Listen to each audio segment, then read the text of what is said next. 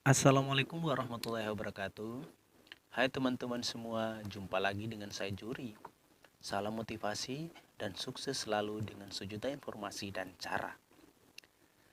Baiklah teman-teman, pada kesempatan kali ini saya akan membagikan tips atau cara bagaimana mengisi data-data dalam KIP kuliah secara lengkap. Mulai dari biodata, ekonomi, rumah, aset, rencana, sampai pada jalur seleksi. Untuk itu, ikuti langkah berikut ini. Mula-mula, teman-teman harus login dulu di laman KIP kuliah. Untuk login di laman KIP kuliah, teman-teman tinggal masuk saja ke Google Chrome. Mengapa saya menggunakan Google Chrome di sini? Agar teman-teman dalam mengakses dan mengisi data-data KIP kuliah lebih lancar, alangkah baiknya teman-teman menggunakan Google Chrome. Langsung saja kita klik Google Chrome. Ketik saja di sini login KIP kuliah. Nah, sudah ada nih login KIP kuliah. Langsung saja pilih di bagian yang paling atas login siswa KIP kuliah. Kita klik. Nah, di sini akan muncul informasi tentang teman-teman untuk memasukkan nomor pendaftaran dan kode akses. Nomor pendaftaran yang dikirimkan di email teman-teman sebelumnya pada saat melakukan pendaftaran KIP kuliah. Langsung saja masukkan nomor pendaftaran, kemudian masukkan kode akses teman-teman. Ingat teman-teman, pada kode akses jangan sampai diketahui oleh orang lain yang tidak bertanggung jawab. Jangan sampai akun kamu kenapa-kenapa, kan masalah juga buat kamu. Di sini masukkan kode akses.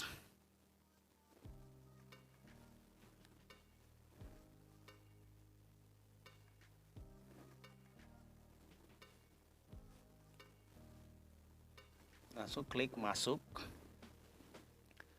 Nah, di sini teman-teman akan diarahkan pada data-data ya dalam KIP kuliah, data detail di sini mulai dari biodata, keluarga, ekonomi, rumah, aset, prestasi, rencana, dan jalur seleksi. Mula-mula teman-teman mengisi biodata agar data-data selanjutnya dapat terlihat. Ini saya memberi contoh data yang sudah terisi dengan lengkap ya teman-teman. Tapi bagi yang data-data yang belum lengkap, biasanya itu jalur seleksinya itu belum muncul. Kemudian bagi teman-teman yang memiliki KIP kuliah dan KKS, bagi teman-teman yang memiliki KIP dan KKS itu biasanya yang ada itu hanya kolom biodata, keluarga, kemudian prestasi dan kolom rencana saja. Sedangkan teman-teman yang tidak memiliki KIP atau KKS, mereka diwajibkan untuk mengisi semua data-data ini: biodata, keluarga, ekonomi, rumah, aset, prestasi, rencana. Nah, untuk mengisi biodata, mula-mula teman-teman klik perbarui biodata. Lalu di sini teman-teman klik sinkronisasi ulang Dapodik. Lalu klik ya, lanjutkan. Oke, sinkronisasi berhasil. Di sini pada foto pribadi teman-teman disuruh untuk memasukkan foto pribadi.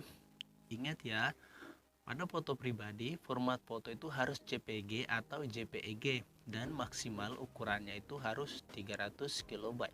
Teman-teman bisa pilih foto sesuai dengan keinginan teman-teman, tapi ingat fotonya harus menghadap ke depan dan usahakan memakai pakaian yang sopan. Berikutnya, teman-teman akan langsung diarahkan untuk mengisi nomor induk siswa nasional.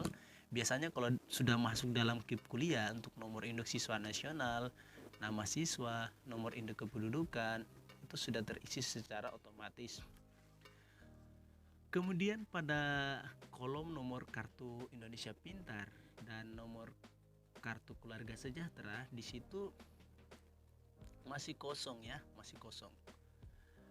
Di sini disebabkan karena teman-teman itu belum mengisi, teman-teman itu tidak memiliki KIP atau tidak memiliki KKS atau belum dilakukan pembaruan pada Dapodik teman-teman. Apabila teman-teman memiliki nomor KIP atau nomor KKS, teman-teman bisa melaporkan saja atau datang saja ke sekolah teman-teman masing-masing untuk melakukan pembaruan di Dapodik sekolah teman-teman masing-masing. Dan yang tidak memiliki nomor KIP atau nomor KKS, ya tidak usah diisi, tidak apa-apa. Kemudian berikutnya teman-teman mengisi tahun lulus.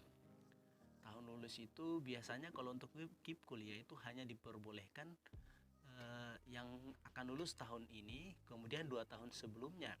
Ini kan tahun 2020, berarti 2 tahun sebelumnya itu yang diperbolehkan 2019 dan 2018.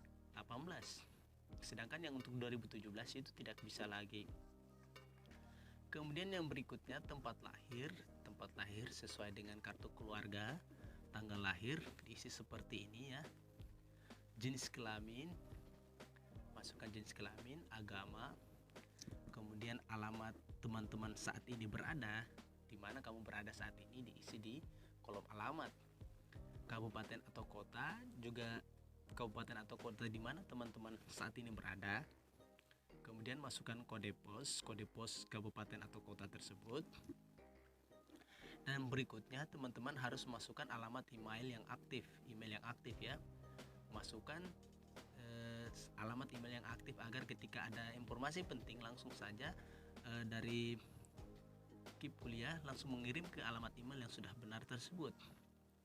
Berikutnya teman-teman masukkan nomor telepon dan nomor handphone. Pada nomor telepon atau nomor handphone ini bisa diisi dengan nomor yang sama atau nomor yang beda juga tidak apa-apa. Kemudian setelah semuanya sudah lengkap, mulai dari foto sampai pada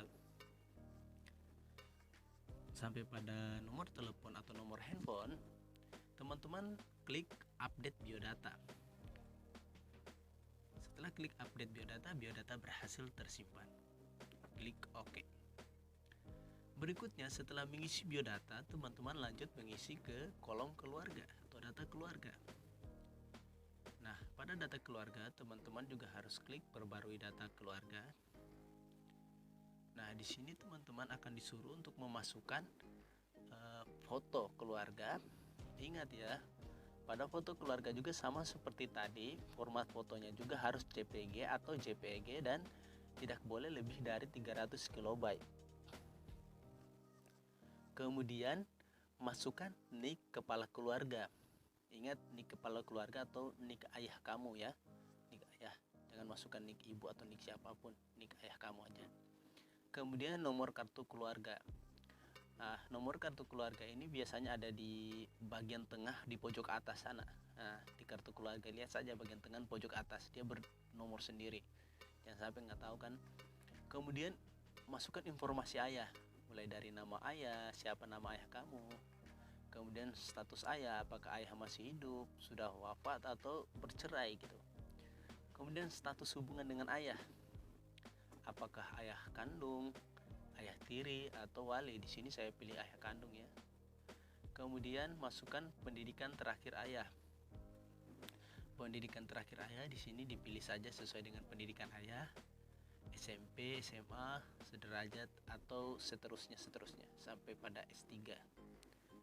Dan yang berikutnya, masukkan pekerjaan ayah.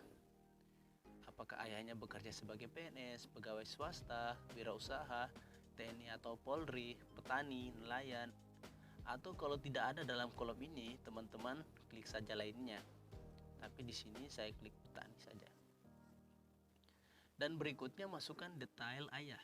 Detail ayah. Pada detail ayah, teman-teman itu menjelaskan apa-apa saja yang berkaitan dengan ayah, mulai dari umur ayah, mungkin kesehatan ayah, kemudian pekerjaan ayah dan kondisi kesehatan ayah, kemudian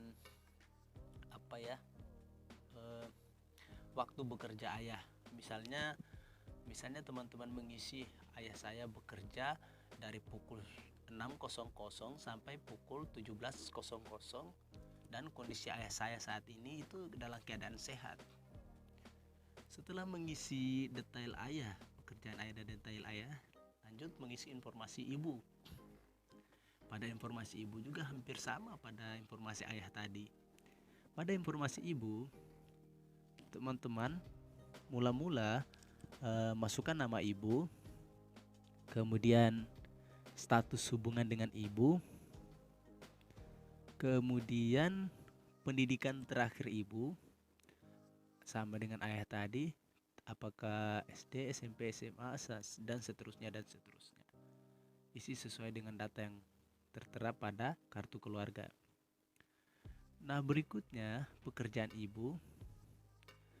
Apakah ibu bekerja sebagai PNS, pegawai swasta, dan seterusnya? Apabila di pilihan ini tidak ada, teman-teman klik saja lainnya. Tapi di sini saya klik tidak bekerja. Selanjutnya pada detail ibu, teman-teman langsung saja menjelaskan tentang detail-detail ibu, mulai dari waktu ibu bekerja, umur ibu, kondisi kesehatan ibu. Misalnya ibu saya bekerja dari pukul 06.00 sampai pukul 17.00 sebagai ibu rumah tangga, dan kondisi ibu saat ini dalam keadaan sehat. Setelah selesai mengisi detail ibu, selanjutnya mengisi informasi jumlah tanggungan orang tua. Pada jumlah tanggungan orang tua, isi sesuai dengan jumlah tanggungan yang ditanggung oleh orang tuamu. Misalnya kamu dalam sekeluarga itu 3 orang bersaudara, berarti jumlah tanggungan orang tuamu itu meliputi anaknya yang 3 orang tadi, kemudian ibu dan ayah kamu. Jadi jumlah tanggungannya itu 5. Langsung saja ketik 5. Kemudian nomor telepon orang tua. Pada nomor telepon orang tua, teman-teman masukkan sesuai dengan nomor telepon ayah atau ibu kamu. Jangan isi nomor temanmu atau nomor siapapun. Jangan sampai dari pihak KIP kuliah itu menelpon ke nomor orang tuamu. Setelah semuanya berhasil diisi, dan selanjutnya teman-teman periksa kembali data-data pada keluarga. Nah, setelah selesai, teman-teman klik update data keluarga, dan data keluarga berhasil tersimpan. Selanjutnya, teman-teman lanjut mengisi data ekonomi.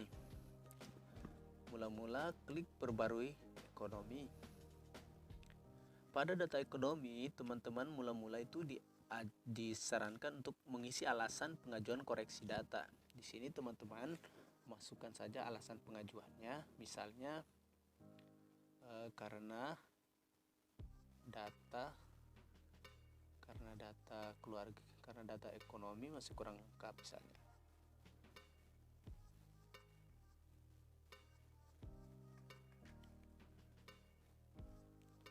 Oke. Selanjutnya teman-teman masukkan penghasilan ayah.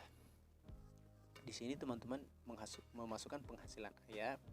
Di sini ada beberapa pilihan, mulai dari tidak berpenghasilan, penghasilan kurang dari Rp250.000, kemudian penghasilan Rp250.000 sampai pada Rp500.000, dan seterusnya sampai pada lebih dari 10 juta. Teman-teman tinggal masukkan saja di sini sesuai dengan penghasilan ayah teman-teman. Di sini saya memasukkan 500 sampai 750.000. Kemudian berikutnya masukkan penghasilan ibu. Teman-teman masukkan penghasilan ibu sesuai dengan keadaan penghasilan ibu saat ini. Di sini sama seperti pilihan pada ayah tadi, tapi di sini saya memilih saja tidak berpenghasilan. Selanjutnya masukkan hutang teman-teman kepada pihak utang orang tua teman-teman kepada pihak lain kalau ada. Tapi kalau tidak ada, dikosongkan saja, tidak apa-apa. Begitu pula cicilan hutang, piutang, dan cicilan piutang. Kemudian pada tabungan keluarga, ini maksudnya jumlah tabungan keluarga ini jumlah tabungan orang tua teman-teman selama ini. Berapa jumlah tabungannya bisa diisi di sini. Tapi kalau misalnya tidak mau diisi juga tidak apa-apa. Setelah itu periksa kembali data ekonomi. Jika data ekonomi sudah lengkap dan sudah sesuai dengan yang sebenarnya, teman-teman langsung klik update data ekonomi. tapi berhasil tersimpan. Selanjutnya, teman-teman lanjut mengisi data rumah. Pada data rumah, teman-teman klik perbarui data rumah. Selanjutnya, masukkan foto rumah tampak dari depan.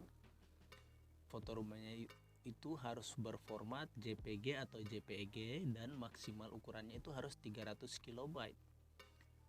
Kemudian foto ruang keluarga. Masukkan foto ruang keluarga.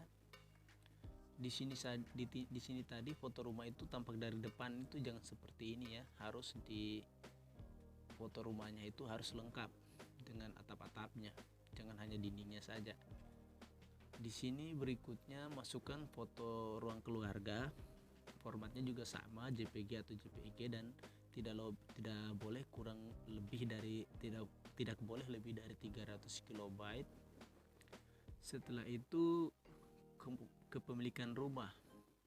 Pada kepemilikan rumah, teman-teman masukkan apakah rumahnya itu kepemilikan sendiri atau sewa tahunan atau sewa bulanan dan seterusnya. Isi saja sesuai dengan kepemilikan rumah. Kemudian tahun perolehan. Rumah itu diperoleh tahun berapa? Di sini ada beberapa pilihan, tapi saya masukkan saja tahun 2007. Kemudian sumber listrik. Sumber listrik teman-teman itu dari mana? Genset atau mandiri, tenaga surya, PLN, dan lain-lain. Di sini saya isi saja PLN ya. Kemudian daya listrik. Nah, daya listrik teman-teman itu berapa watt? Biasanya itu ada di kWh, teman-teman tinggal cek saja berapa dayanya. Apakah 450 watt, 900 watt dan seterusnya. Kemudian luas tanah. Luas tanah ini dilihat saja luas tanah teman-teman itu berapa. Ini dalam meter kuadrat ya. Luas tanahnya itu berapa? Apakah 25 sampai 50 meter kuadrat, 50 sampai 99 meter kuadrat dan seterusnya. Diisi saja sesuai dengan luas tanah teman-teman. Oke. Selanjutnya NJOP per meter. Kalau tanahnya itu kepemilikan sendiri, berarti NJOP-nya itu tinggal diisi RP0 saja, tidak apa-apa. Karena tidak ada harga beli tanah tersebut berapa per meternya. Tapi kalau misalnya tanah tersebut dibeli dengan NJOP per meter, nilai jual objek pajak tersebut per meternya itu misalnya 100.000, teman-teman isi 100.000.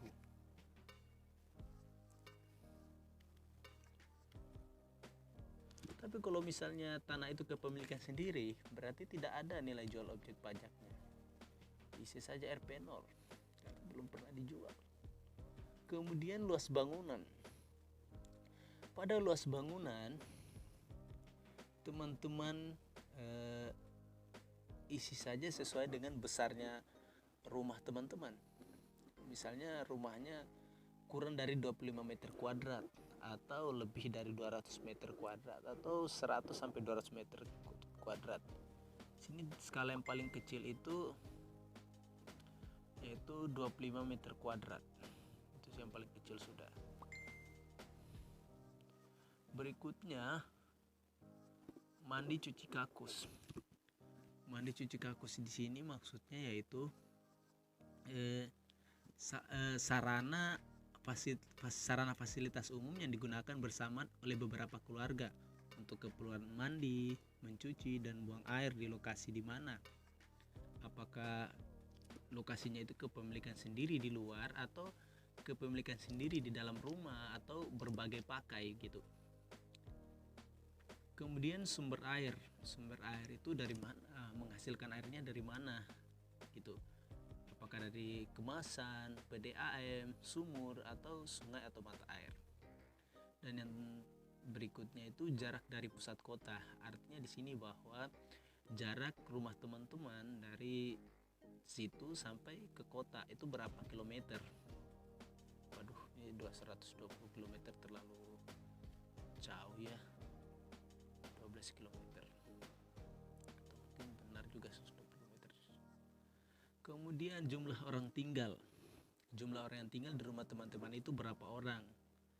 Misalnya di dalam itu ada ayah, ada nenek, ada kakek, ada siapapun. Dimasukkan semua yang tinggal di rumah. Misalnya ada 12 orang, ya isi 12 orang. Kalau misalnya hanya 3 orang, ya isi 3 orang saja. Tergantung berapa jumlah yang tinggal di dalam rumah. Kemudian setelah semuanya selesai diperiksa kembali apakah data-datanya sudah lengkap. Kalau data-datanya sudah lengkap, teman-teman tinggal klik simpan data rumah. Dan data rumah berhasil tersimpan. Setelah mengisi data rumah, selanjutnya teman-teman mengisi aset.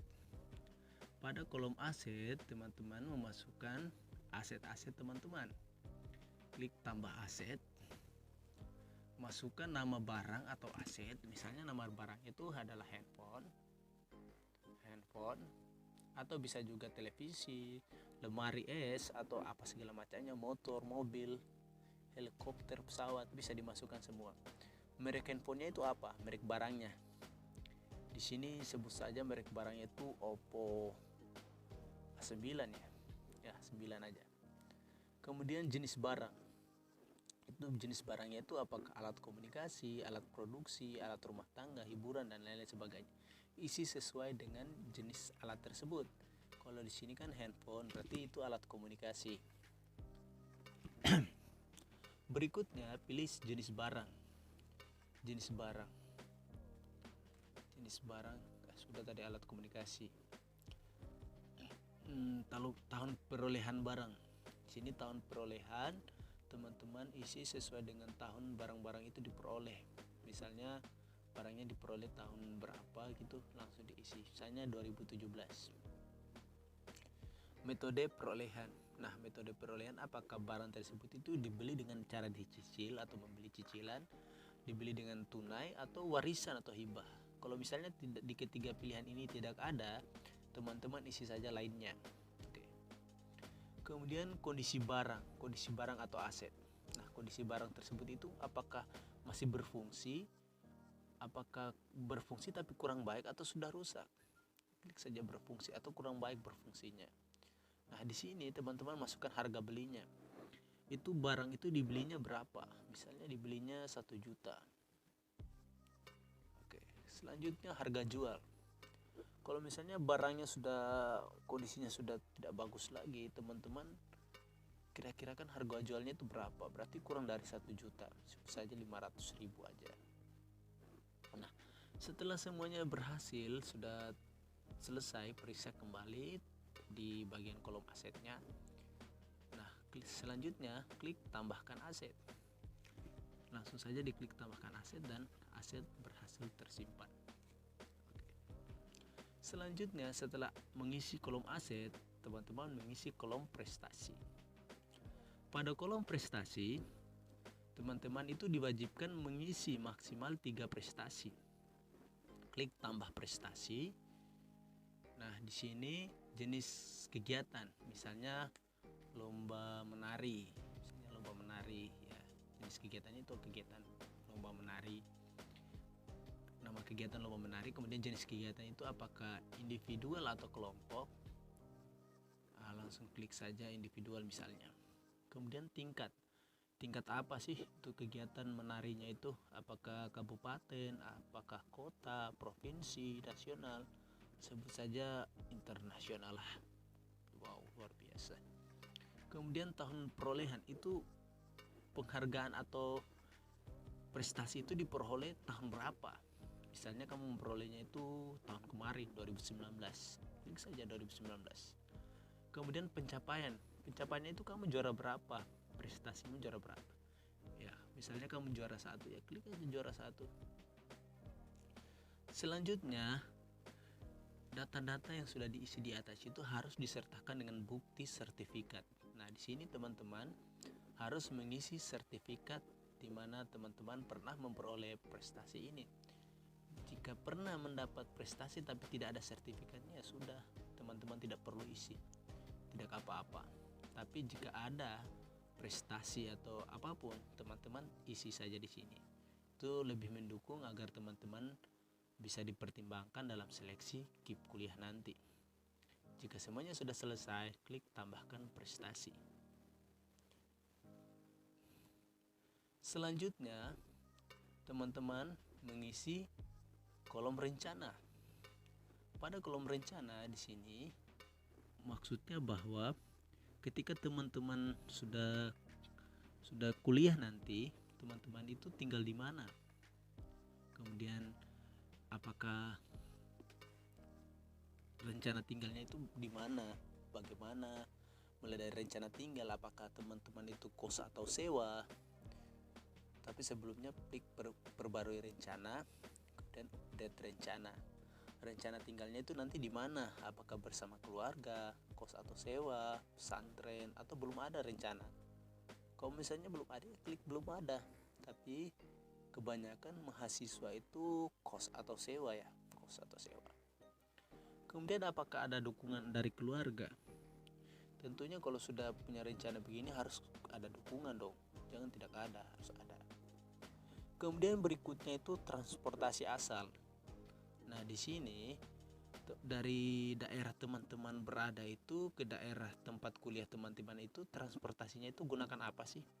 Apakah kapal atau pesawat terbang atau jalur darat seperti mobil, kereta api, bis dan lain sebagainya.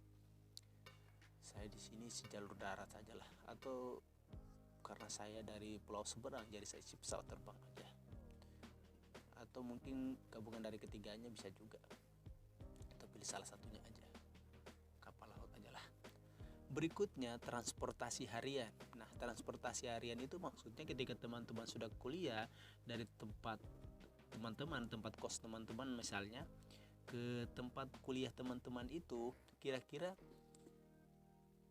transportasinya itu menggunakan apa? Kalau teman-teman ada sepeda motor ya isi saja sepeda motor. Kalau misalnya ada sepeda, isi sepeda. Tapi kalau di antara pilihan kedua itu tidak ada, isi saja jalur darat. Kemudian biaya transportasi.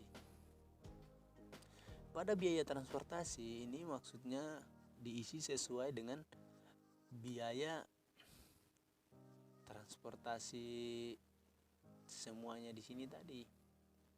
Transportasi mulai dari transportasi asal sampai transportasi hariannya itu berapa? Isi saja di sini. Sesuai dengan biaya transportasi akumulasi dari semuanya. Misalnya 500.000 itu kan naik pesawat misalnya. Nah, isi saja di sini biaya transportasi dari asal ke tempat kuliah berapa gitu. Setelah semuanya berhasil diisi dengan benar, klik update rencana. Dan data rencana berhasil tersimpan. Setelah berhasil mengisi data rencana, selanjutnya akan muncul jalur seleksi. Sebelumnya kan nggak ada jalur seleksi nih, karena belum diisi semua data-datanya. Tapi kalau sudah diisi semua data-datanya, di sana akan muncul jalur seleksi. Nah, langsung saja klik seleksi. Kemudian di sini pada jalur seleksi itu teman-teman untuk yang SNMPTN sudah ditutup ya, sudah dari kemarin. Nah, di sini UTBK SBMPTN yang akan baru dibuka. Teman-teman langsung saja daftarkan seleksi. Di sini teman-teman memilih jalur seleksi. Di sini kan UTBK SBMPTN tahunnya 2020. Dipilih saja perguruan tinggi mana. Kemudian program studi pilihan pertama apa, program studi pilihan kedua apa. Tapi teman-teman harus ingat pada saat ada alangkah baiknya untuk mengisi pilihan program studi, pilihan perguruan tinggi itu harus dipilih pada saat UTBK SBMPTN dibuka. Takutnya terjadi apa-apa. Datanya sudah terlanjur disimpan, tapi jangan sampai jalur seleksinya nggak bisa diisi. Itu kan pilihan program studinya maksudnya nggak bisa diisi. Jadi jangan dulu simpan seleksi. Tunggu sampai UTBK-nya Tunggu sampai UTBK-nya terbuka ya. Ini jangan dulu disimpan.